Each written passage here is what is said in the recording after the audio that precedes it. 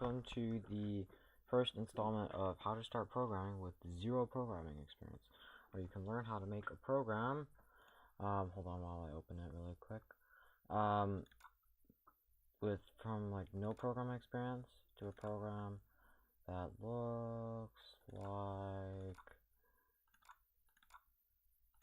this. Come on, here we go. Web browser, for example. Made it from scratch. Works really well, actually. Tubi.com, and that's a little bug. So if I click enter,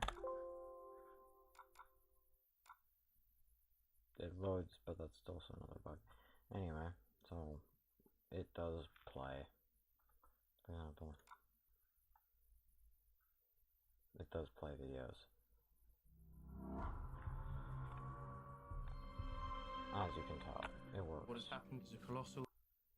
And I still have to wire up this search a Kazuya thing, because that just makes it crash.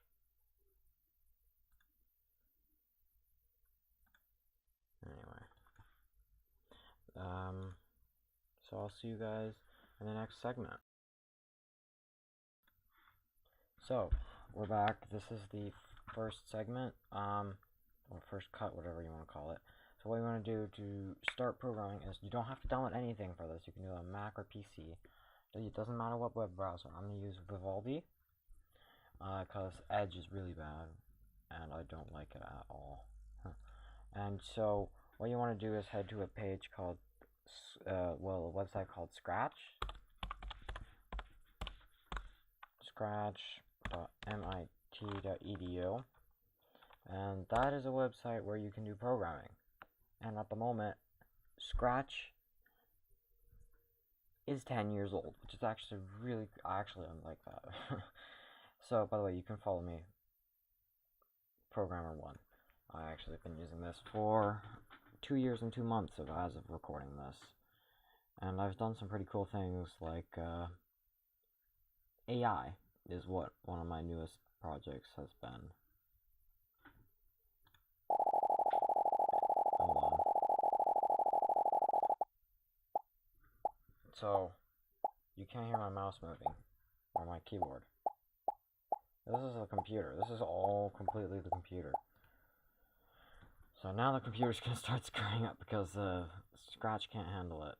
Anyway, there's some math going on here. Anyway, we're not gonna go to it. So what you want to do once you get to here is, one, I totally recommend creating an account so you can save your projects. They will save them online. You can get really big files and they don't care. So what you want to do is you want to go on Scratch, you want to go to create section. It'll bring you to scratch.mit.edu/editor. And once you're here, it will have something that'll look like this. It won't be called untitled. I'll call it tutorial.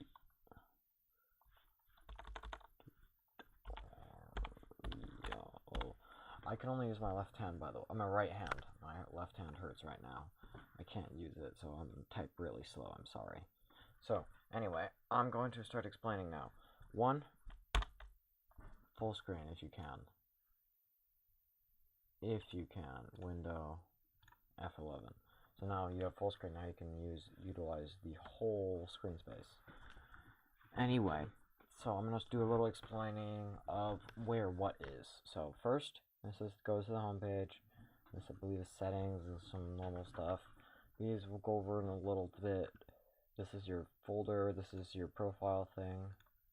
This is project page. So if you click on that, it'll bring you to what looks like your project. So this is basically your project. I mean, by the way, if you go there, you can click back to see inside to go back into the editor. So I'll go over the different parts. So this section here is the viewer or the screen. This is where you're gonna output stuff. So you can make visual effects, music videos have been done on here. Anyway, this is the full screen button. This is a shrink. This is the start, and this is the stop. These are sprites or characters. Programmers call them sprites generally. Then we have the stage, which is here. And then we have the programming area, which is here. This whole section. These are different programming commands, or what in this language is called blocks. It's called block based. Then you have the costumes for sprites. It'll say costumes, and for backdrops or stages, you'll have backdrop section. So you'll have to, for example, you can choose different characters. You can choose all of these. So I'm gonna just take an apple, for example. Apple. There we go. Okay, thank you. So now we have an apple. Okay, and then we have sounds, for example. A meow sound, which comes default with Sprite 1, which is always in every single project. Then you have the backpack, which are from like sound. Ooh, actually, I'm gonna import this.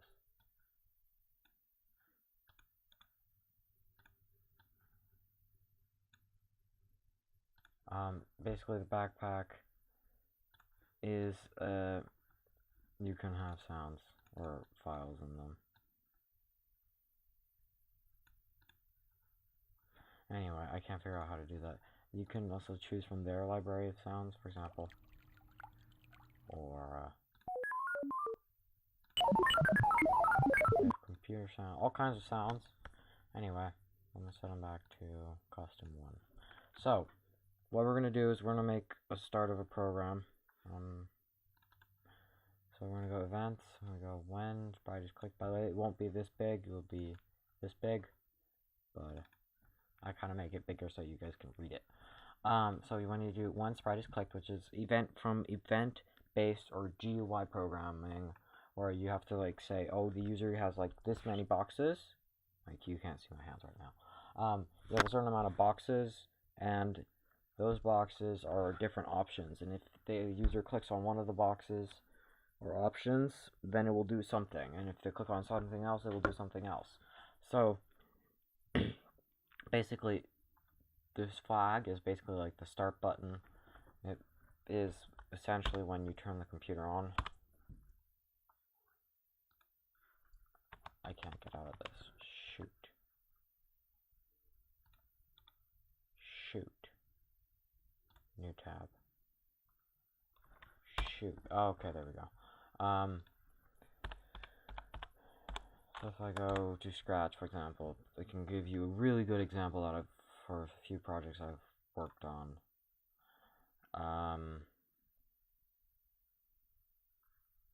This one, which is a computer that I worked on. And when you start a new project, load it. Oh, cool, there's been some remixes. You have the start block thing. And it also, it will give you a little warning if it uses the username block. Anyway, if you click start, if I type username, it basically that's the start position. So if I type username, programmer _1, then password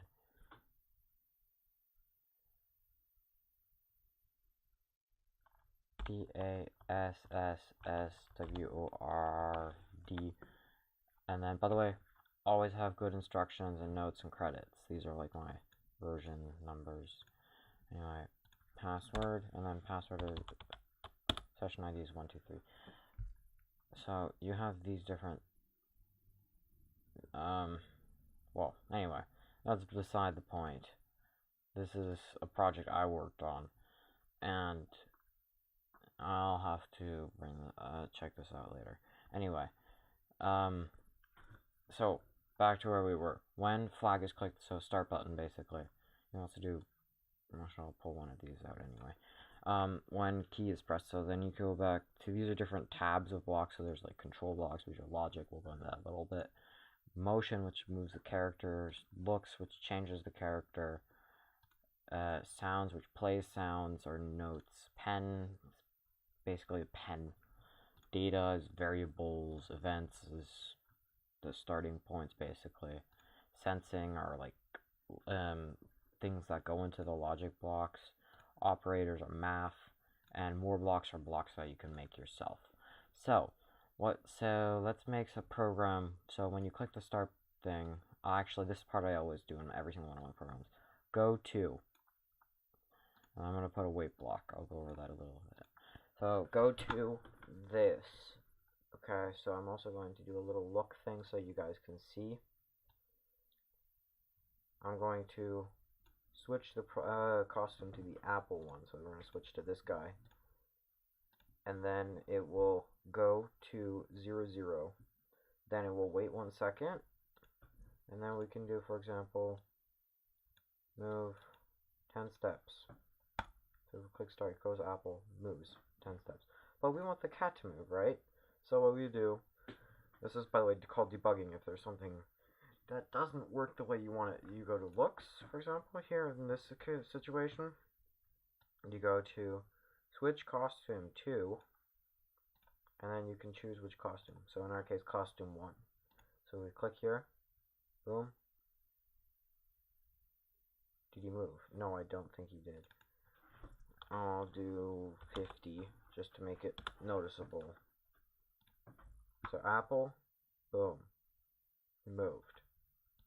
So now he's over there, boom. So that is a very simple program from when you click the start section. So let's improve upon this. Then we'll say take another go to, and I'll change this to 0. So when I click the space button, it's always going to go there. Then I can say, now let's add some logic actually. If blank, then, and then also when you're doing logic, generally, if you want it to always check that for that logic, if statement. So we'll say if touching color, which I'm going to pull it out of this forever statement because I know it will, because the background is this color. So this is, by the way, a color picker. You can choose colors. It'll show you. So you hover your mouse over the color, and then you click, and it sets that. So if we set this to white, then it will play sound meow until it's done, okay? And then it will run something else. Let's say play sound, and let's grab another sound. So let's grab a, sure, let's grab chi-e-e, and we'll set this there. So if we click here, Apple jumps, so we click space. Okay, so that worked, right? So let's add more. So let's go add a motion block. Let's say move, and then this is a loop repeat. So we can say we'll move for 10 times. And then we'll set this to 20, and then so it's going to move 20 things, and I'm going to add a little delay. So 0.05. Oh, that was my numpad, so I can type really fast on that. It's going to do that, and then let's have it say play chi-e-e until done. So if I run it, so it does that. It worked. But this started right while we did this. That's not exactly what we wanted, right? So we'll do it until done. It's kind of important to choose the right block for the right situation. So if I do it again, he walks. So don't we want some animation? Sure. So what we want to do is we'll just do next costume, even though I know he'll become an apple every 3 times.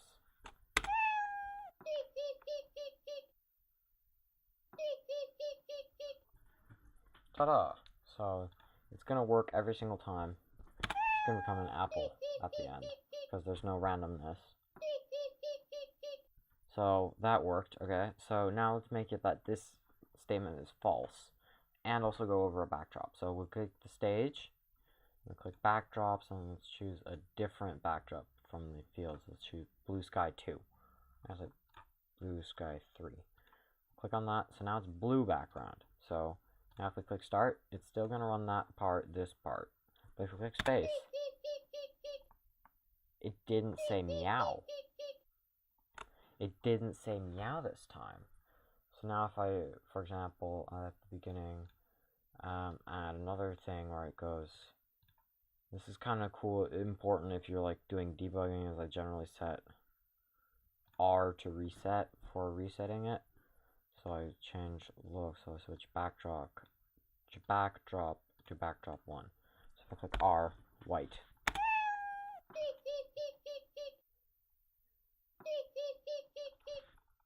Okay, so that worked, right? So let's make a little twist to this, and we'll go change it to Blue Sky 3. So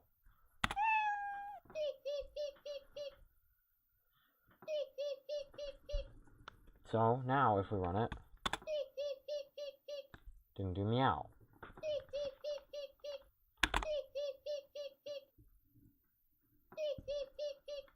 So you heard me go space R really quick. Even though you see it's white, it's blue to the computer because it runs instantaneously between these two. There's no delay. That's why it's important to have the wait 1 second block, because if I remove that, and I'll make it a little faster by pulling these out. Okay, so I click here. It goes really, really, really fast. And I can also change it to 0.05, which is insanely fast. And also I'll put that there. So you can do that, and that is that part. So what you want to make sure is also, this says saved right now, so you want to make sure it always saves it every few minutes, because what if your computer dies? You won't have that saved, and that would not be fun. So what I'm also going to go over really quick is, there's a help tab. Yes, you don't need my help all the time, though I appreciate your help comments. I do appreciate those. There's a whole help tab over here where you can get help on how to do things. It's right here, the little question mark. They have step-by-steps, for example, getting started with Scratch. They'll show you very basic how to get started step-by-step, which is really nice of them to do. Then you have, like, make a birthday card, animate your name, Pong game, stuff like that. Then they have how-tos for, like, animation, games. You can make it move around, bounce around, and then you can also have blocks where it moves in a certain direction. So what we can do now, I'm going to set the V key. So let's set that to the, actually, let's set it to the down key. So if we press the down key, it will run that. Oh, that is bugging me. So we have the down. When we press the down key, there's nothing. You just see the lights flash really quick here, as you can tell. Right here, if I'm on my mouse. So you can hear me clicking the button, but it doesn't do anything. So because there's no script here. So what we can do is Control forever and ever. We want to point in direction. Pick random. So the highest number it needs to be is -90 to 180. Is that the highest? Yeah. So it's going to pick a random number, and it's going to point in that direction. And then it will, let's say, move 10 steps, and then, if on edge, bounce. So, if we click down arrow,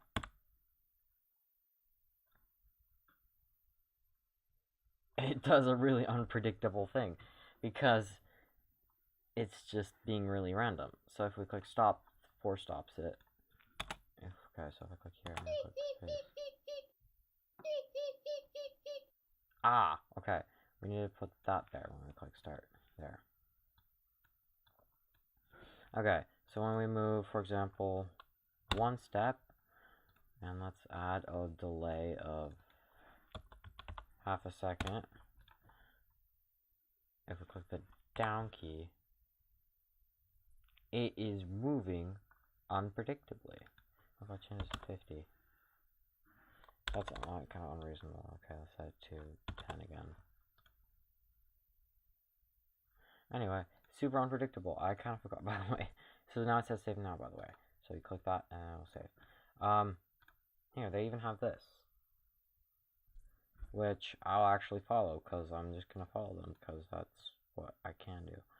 So I'm just going to pull that wait a second out, and then I need to change that to lightning direction 45. 45, I believe, is in this-ish direction anyway. So, and then I also have to go here and make sure this is set to left-right rotation. So,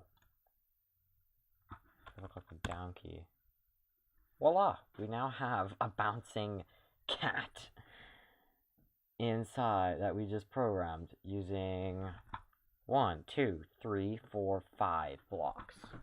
5 blocks, and we have already something that is moving.